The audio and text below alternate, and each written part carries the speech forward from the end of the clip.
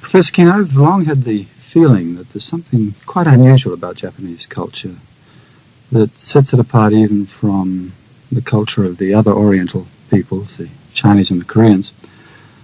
However, my own field is economics and social sciences, so I'm not really the expert that you are. You've specialized for many years in literature and art. But I wondered if you also had this feeling about the Japanese culture as such, using culture in the very broad sense of the word. Yes, I certainly have that feeling. And being somewhat older than yourself, I, for quite a long time, had to endure the repeated statements on the part of many people that Japanese culture was an imitative culture, or that the Japanese were nothing but a race of imitators. I myself never have thought that ever since I first became acquainted with Japanese pictures, the famous ukiyo-e, or else with the Japanese works I read in translation, felt that there was something quite unique about Japanese civilization as revealed in the arts. Of course, as I've spent more and more time, almost 35 years now, studying Japanese literature, I've felt this even more profoundly. I'm more than ever convinced that Japanese civilization, although it has borrowed from many other civilizations and is still borrowing, has done this to enrich itself rather than to efface some other part of its past. Mm-hmm.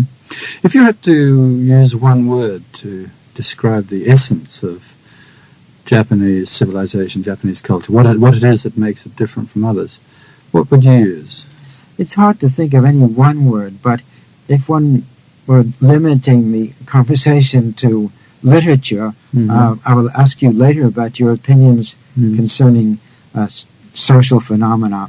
I would say that there is an emotive quality to it. The Japanese literature is prevailingly emotional. Emotional has many possible meanings, but the one that I'm thinking of now is the kind revealed, let us say, in the most famous work of all Japanese literature, The Tale of Genji. One reads The Tale of Genji not as a series of adventures, not as a series of warlike exploits, but in terms of the emotional lives of the characters. This may seem very obvious to Japanese, but to people from other societies who know the kinds of literature that were produced there, these people will realize that this is quite exceptional. The Chinese novels, which were written after The Tale of Genji, have virtually none of this emotional, sensitive quality to them. They mainly describe the external world, the world which one can see or hear, whereas the Japanese tend to describe the world that one feels, the emotions, the perceptions, the thoughts aroused by a sight rather than the sight itself. I'm very interested to hear you use that word, actually, because I've been using that word to describe Japanese society overall, not just the literature and the arts. I see it in the way they run their enterprises, the way they run their diplomacy even. But one of the problems I run into, of course, is that emotional is very, very difficult to translate into Japanese. It's a very broad word in English, isn't it? It includes sensitivity, of course. It includes the human approach. Of course, there is an element. The Japanese tend to take it in the sense of kanjōteki, which in English would be more emotionalism. In other words, taking emotional to excess. But, well, of course, it includes a little bit of that as well. And that exists in Japan, too. Yes. I think. I mean, I see it in the way the moods and booms and panics and shocks sweep this country. But no, I think probably the closest word in Japanese would be jōchōteki, wouldn't you? Yes, I think that would be appropriate. There are many other Japanese words that convey a part of this. The familiar word yojo, which suggests overtones, things that are not expressed, feelings that go beyond the simple phenomenon. that's a difficult word to translate into English, but the Japanese have felt this. They understand it. So we come back to this word emotionality because that has the convenient, how shall we say, opposite of intellectuality. Yes. So if the Japanese culture or civilization is emotional in the sense of highly refined sensitivity, we non-Japanese, and by that I include Chinese and Indians and Koreans and Arabs, yes, tend to operate more in terms of principles and ideas and concepts. And when we create our culture and civilization, we refine these things. So our civilization is refined intellectuality. Well, that makes it easy for me to describe, for example, diplomacy. We non-Japanese will have clear sets of concepts, of principles, of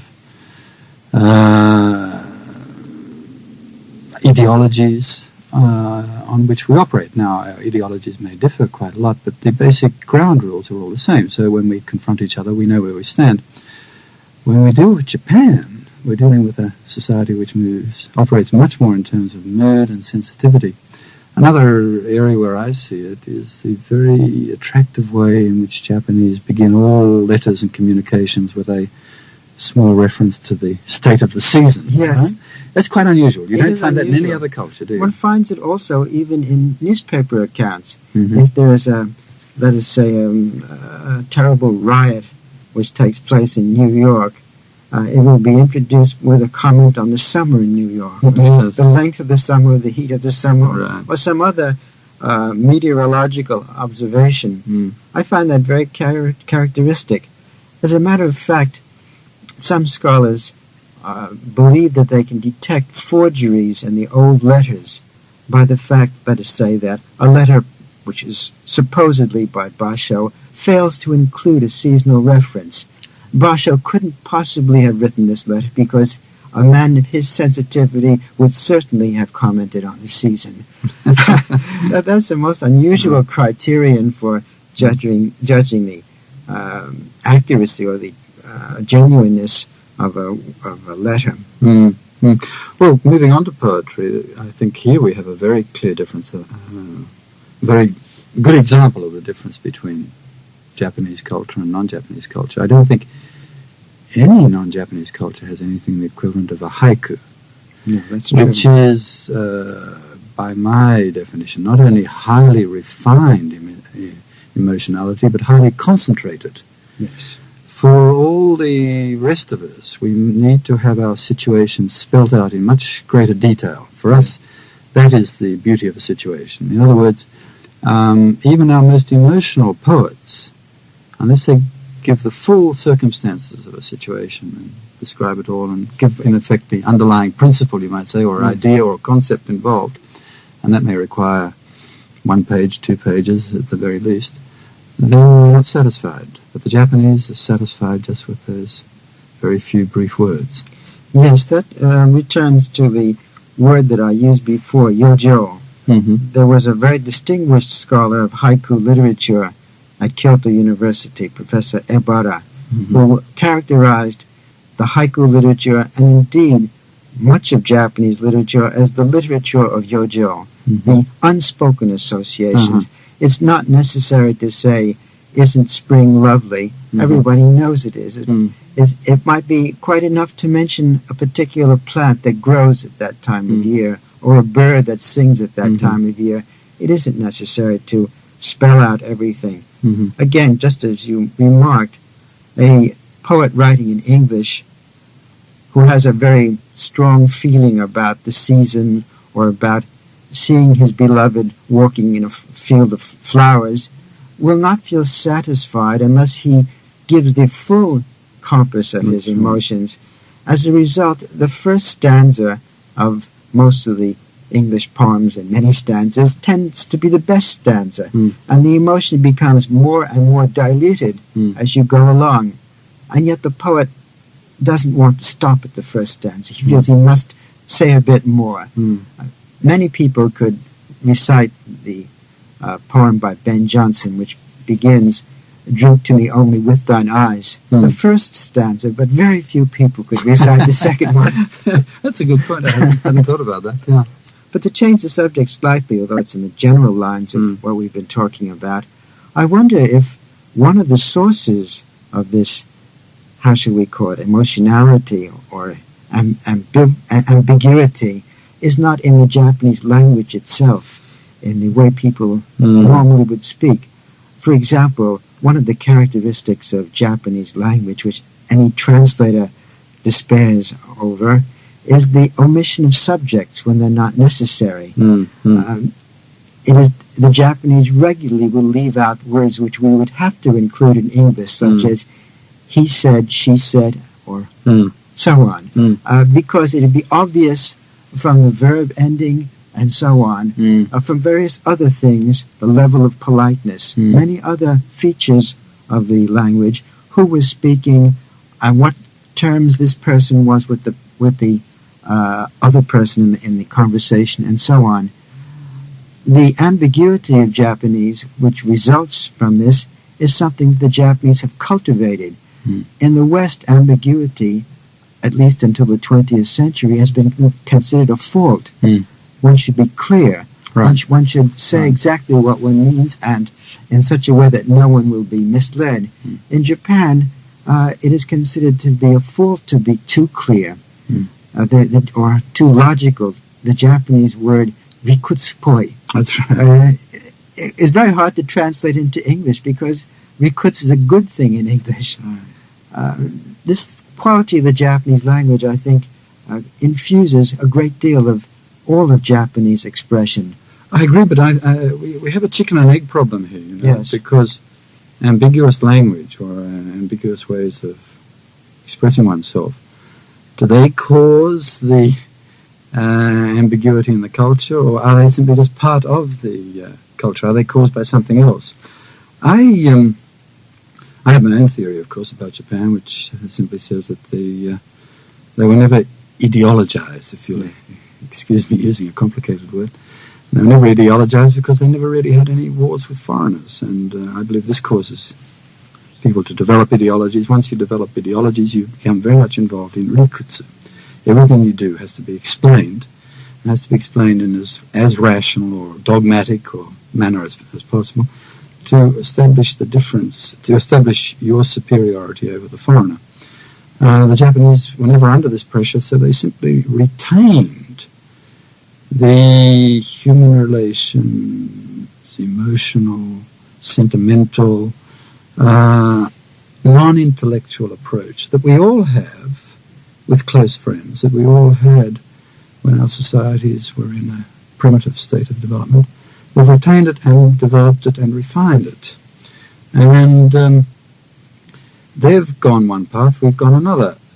They've refined in their direction, we've refined in another. And this comes back to the point earlier about ambiguity. You know, we all like ambiguity, but what is different, the only thing that's different is that we non-Japanese like our little ambiguous games in the intellectual dimension, whereas they do it in the emotional dimension. The Japanese, quite rightly, point out this ability to communicate instinctively, and part of it is ishin, denshin, harage. Now, these are quite unique phenomena found only in Japan. I wish that when Japanese talk about their culture and ask foreigners to come and study their culture, that they'd include these other phenomena, and in the process we'd learn more about Japan. I suppose that the Japanese themselves, like any other people under the same circumstances, don't really realize what's unusual or unique in their own culture. It's the same thing with Japanese food. Most Japanese are quite sure that no foreigner could possibly eat sashimi. They believe that foreigners will run away in terror at the sight of sashimi. But as a matter of fact, sashimi or sushi is now very popular outside of Japan, in many countries outside Japan. The curious thing is that people in the other countries simply didn't discover it. They didn't know about it, but now they do, and they relish it. But there are aspects of Japanese cuisine which some people in other foreign countries are surprised at.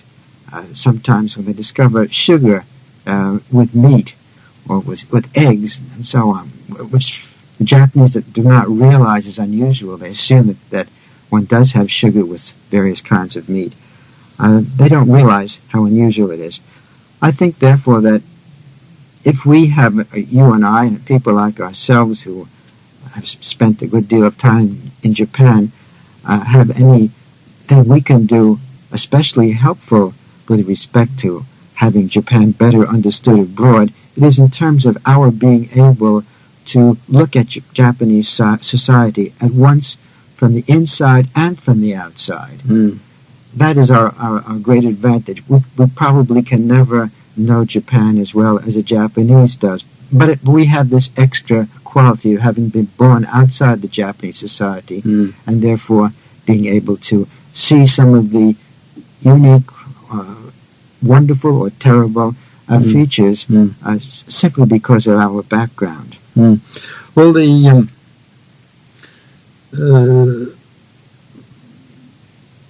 one of the problems, of course, in understanding Japanese culture is that the Japanese themselves tend to define as culture this limited area of literature and the arts, and ignore the rest of their society, so to speak.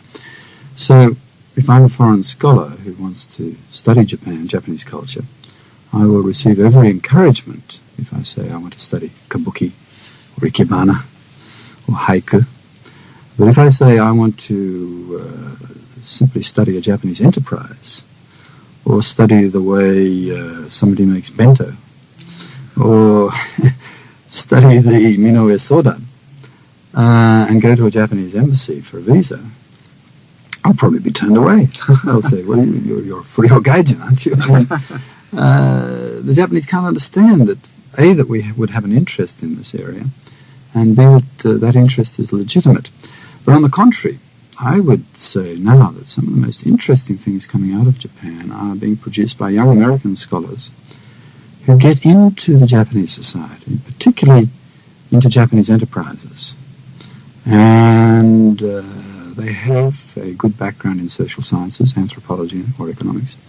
They stay there for a year or two and watch everything that's going on around them. Then they write a book about it. And they are most revealing books, written with great sensitivity and intelligence, and in the process open up a completely new aspect of Japanese civilization and culture, and one which I think is very attractive to Western eyes, that many of us in the West are coming to realize that our hard-nosed, ideological, principled approach to doing business, for example, has reached a limit.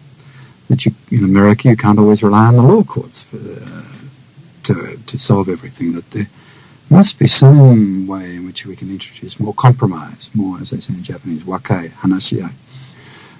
Going back to the enterprise, we have all sorts of fancy schemes for incentive payments, merit promotions, hire and fire contracts and so on, which seem to us to be very rational, very principled, which they are, but they lack one thing, they lack humanity. People will not work simply for the sake of a dry contract. And we're now realizing that we have to inject emotionality into the operation of our enterprises, into relationships between people. And in this sense, I think Japan has much more to teach us than it has by putting before our eyes ikebana or kabuki. There is no way we Westerners can really appreciate, apart from a very small number of us, can appreciate the essence of kabuki, I suspect. It's very, very, seems to me it's highly refined sensitivity to certain gestures, to actions, to mood, which is, even if we had that sensitivity, we would have to have the historical background to appreciate what was going on, which none of us have. I'm afraid I must disagree with you. I don't disagree with you on the subject of the importance of the studies of Japanese society, the kind you've described. In fact, I'm all in favor of them. But I would be very unhappy if people thought that because No is so distinct, so Japanese, people outside Japan are unable to understand it, they therefore cease studying No or cease trying to introduce No abroad. If I may give a single example of the popularity of No abroad. 2 years ago, a group of No actors visited South America, part of the world which has had no experience with such advanced forms of Japanese drama. They were immensely successful, were forced to give additional performances. They arrived in New York from South America on the 4th of July, the American National Independence Day, and they decided to play one performance of No on the 5th of July, which was on a weekend. I predicted that nobody would go. A weekend in the middle of the summer when it's extremely hot, a holiday weekend when everybody would like to be out of the city, seemed the worst possible time. As a matter of fact, the theater, which accommodated 1,800 people, was absolutely packed. There were people outside begging for tickets if they weren't needed, and so on. I'm sure you're right when you say that very few people can appreciate No, but that's true in Japan too. I've been to No with Japanese who were sensitive, intelligent, learned even, who were bored to death by No. They were going through the tortures of hell watching someone on the stage going through the tortures of hell. But there's always a group of people, a small group, but not an unimportant group in a society who can understand this. This is true in Japan. It's true in the United States, Australia, all the countries of Europe. And it's for those people that I have been working for 30 or more years. The translations I've made, the books I've written about Japanese literature, are not designed to be read by the millions. The millions don't even read about their own country's literature. Once they leave high school, they never have any occasion to read the classics of their own country. That's true in Japan, too. I doubt that many Japanese, after they leave high school, read Oku no Hosomichi or Tsurezure Gusai and so on. Once they're through with that part of their education, they feel there's no need to go back to it. But there's always a small group in society who maintain that part of the culture. It's not the whole of the culture. It perhaps has been overemphasized at the expense of the kinds of culture that you have been describing. But I would be very unhappy if this kind of study was discarded because so few people in the West could appreciate it. Even if only one person in 10,000 can appreciate it, it's still worthwhile studying. It's still worthwhile trying to bring that kind of art to that one person in 10,000, because that person is potentially going to produce something which will show the fertilizing influence of that art. Kabuki is entirely Japanese, it's entirely distinct, but Kabuki has already influenced Western drama, and presumably, now that it's better known in the West, it will give even more influence. And of course, Kabuki has received influence from the West as well. Many influences. If nothing else, the introduction of electricity changed the lighting for the Kabuki stage, and many other examples could be given. But I don't mean to argue with you. No, I agree with you entirely. For example, as the point I was making before in my own area of, yes, as you say, civilization, namely enterprise management, we are being very heavily cross-fertilized by the Japanese now. And we now realize that the Japanese have an approach which is probably superior to ours. And many people in the West have been influenced and are now changing the techniques of business management. And the same thing, I think, to you've just described a similar process going on in drama. Now, if study of Kabuki and No, or the other aspects of Japanese culture, how should we say, humanizes or emotionalizes our culture and takes it away from some excessive intellectualism, then that is only to be welcomed. That's excellent. I think there are many other areas where we can both afford to look at each other. I feel that, for example, in our attitude towards buildings and construction, we have a tendency in the West towards what I call monumentality. No, it's not just the West. In all the what I call the ideological civilizations, we like big buildings, big bridges. We like big sculpture.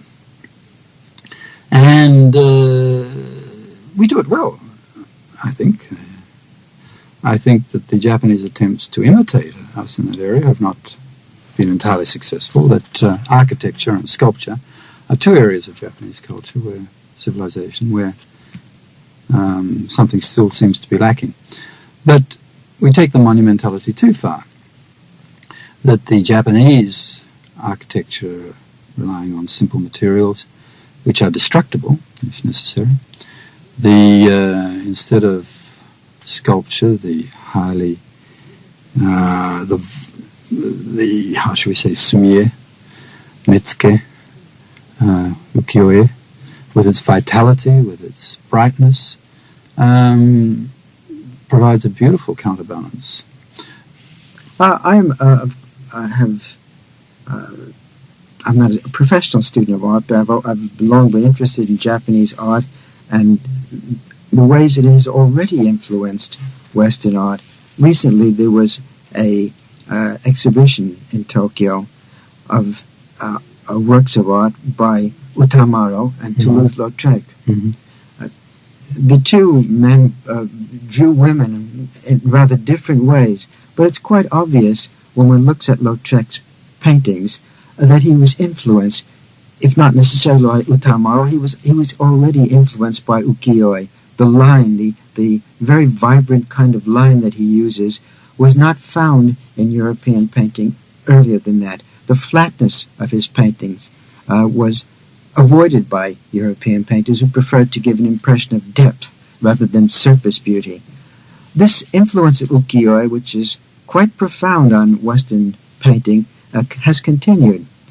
Not long ago, I was in a Museum of Modern Art in Paris, and the museum is divided into bays with the paintings of each famous master in one particular bay.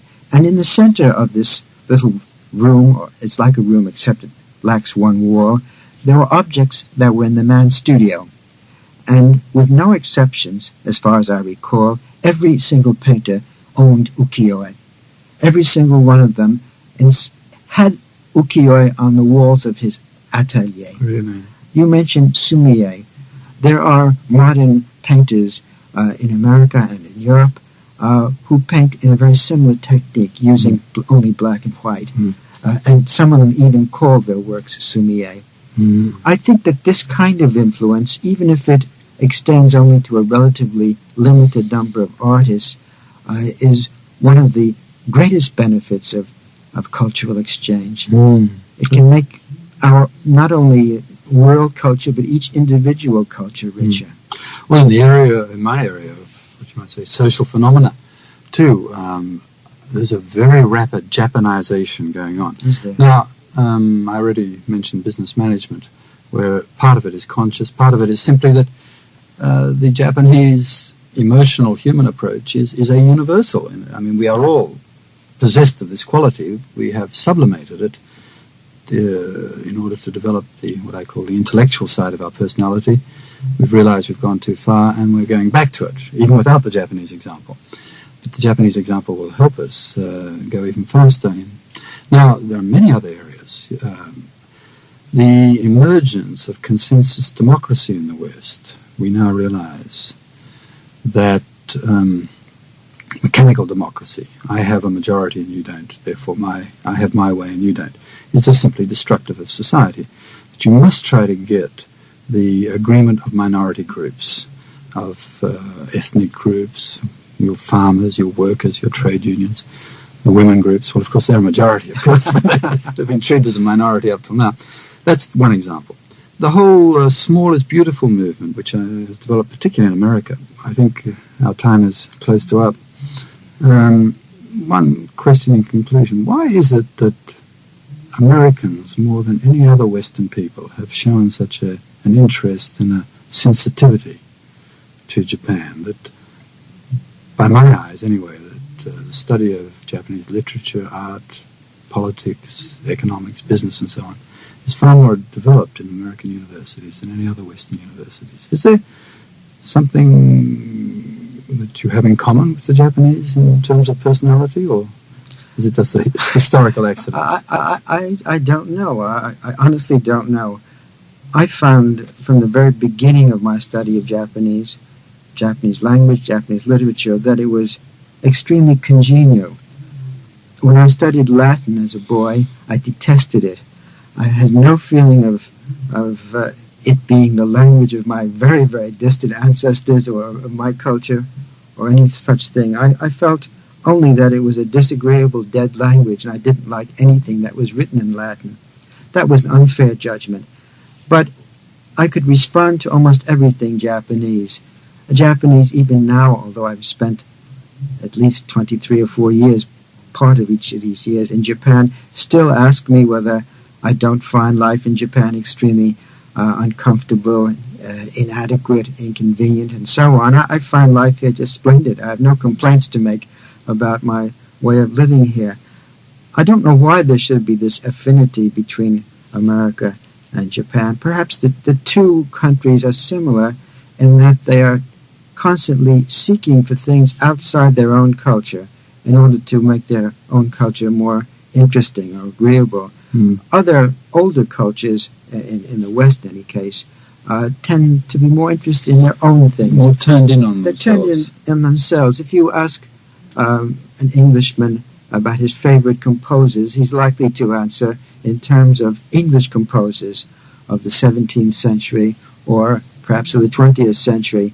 A Frenchman would give a similar answer. If you ask an American or a Japanese his favorite classical composers, nobody would give the name of a Japanese or an American. They would all give the names of Beethoven or Mozart or whoever it might be.